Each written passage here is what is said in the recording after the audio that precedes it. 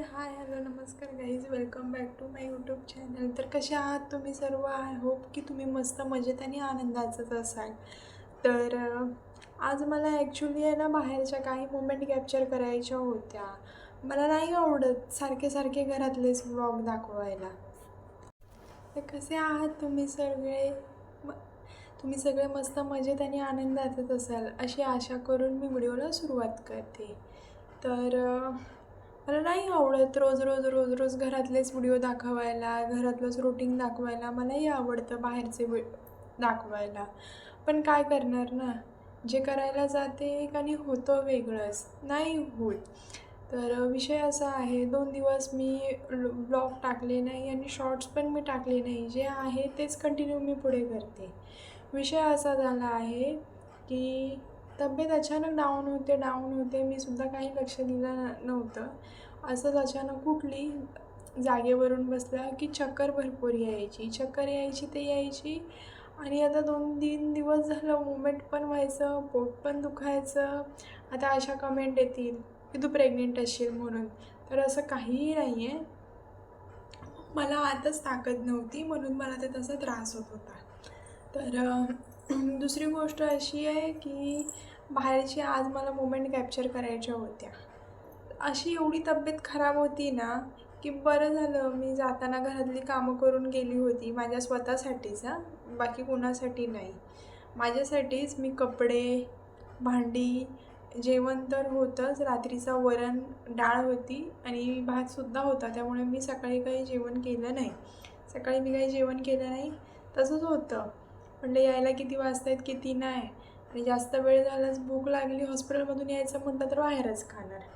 मग मी काही सकाळी जेवण केलं नव्हतं, तेच होतं.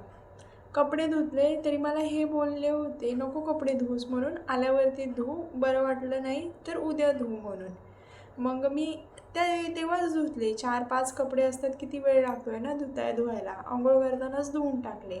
शिवायला आधी पण पुसते आणि घर अगदी स्वच्छ केलं. येऊन नुसता बिछाना टाकला आणि झोपली होती, असा विषय. तर विषय असा झाला, हॉस्पिटलमध्ये गेली. भरपूरच अशक्तपणा असल्यामुळे डॉक्टरांनी सलाईन लावायला सांगितली.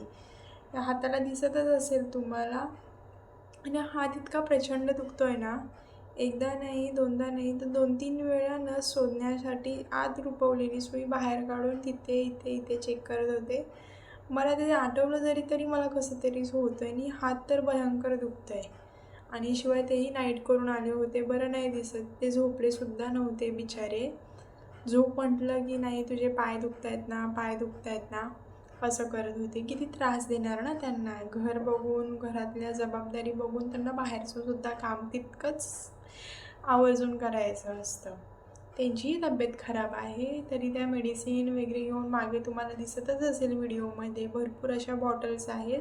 आणि मी त्यांना डॉक्टरांना रिक्वेस्ट केली यांनी की तिला मेडिसिन देऊ नका म्हणून, जे काही आहे ते लिक्विड फॉर्ममध्ये द्या, जेणेकरून ती पिऊ शकते. ते काढा असला तरी चालेल, पण मला तो चालेल, पण त्या गोळ्या नको. जाम वैताग येतो मला त्या गोळ्यांचा. माहीत नाही पुढे कसं होणार आहे माझं.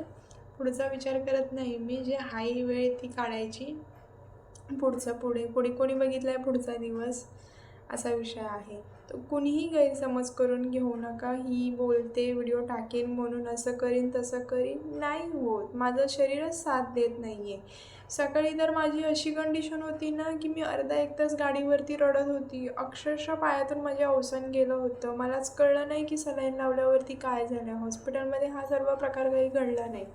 जेव्हा हॉस्पिटलच्या मी 15-20 मिनटाच्या डिस्टन्सवरती आली ना, तेव्हा मला इतका भयंकर पायाचा त्रास व्हायला लागला ना की मी ह्यांना बोललीसुद्धा की तुम्ही गाडी थांबवा, मी ते रोडला साईडला झोपून राहते. कारण मला लय पाय दुखत होते.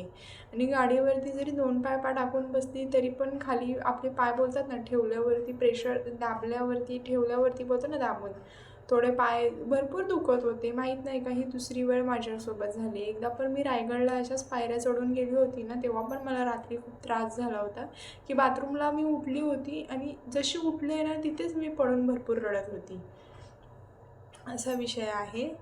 तर मी घेतेच आहे माझ्या तब्येतीची काळजी. आणि वजन माझं आधीपेक्षा आता 5% घटलं आहे. भरपूर कमी झालेलं आहे वजन. माहीत नाही का असं माझ्यासोबत होतं आहे. पण ठीक आहे. आता बघू. तर तुम्ही व्हिडिओ नाही मी टाकले, जे कोणी नवीन सबस्क्रायबर्स असतील ना त्यांनी बॅक जाऊन आधीचे व्हिडिओ बघा, म्हणजे तुम्हाला माझा लाईफ स्ट्रक्चर तुम्हाला कळेल. मी टाकतेच आहे व्हिडिओ, त्याचा तर काही प्रॉब्लेमच नाही आहे. मला तुमच्यापेक्षा जास्त काळजी आहे माझ्या चॅनलची. मी टाकतेच आहे व्हिडिओ. पण तुम्ही पण मी नाही ना टाकला व्हिडिओ, तर तुम्ही आधीचे व्हिडिओ जाऊन बघितले तरी पण चालतील, त्याचा काही वाद नाही आहे. तर मी आत्ताच हे गेले कामाला. मला बिछानासुद्धा करून दिला. सगळं त्यांनीच केलं आहे आज. मला कुठलंही काम करू देऊ नको बोलत होते. तेही बाहेरचं काम करतात. मी घरचंच काम करते. आईकडे होताना सगळे लाड असतात, आता नाही, आपलं आपल्यालाच करायचं आहे. आणि त्यांना देऊन काम मला कसला आनंद आहे ना. आपण बसून राहणार, ते सुद्धा आजारीच आहेत. चांगले असतील तर गोष्ट वेगळी आहे, पण ते सुद्धा आजारी आहेत. सुट्टीचा दिवस नाही त्यांना, तिथून घरात करून पुन्हा कामालाही त्यांना जायचं आहे.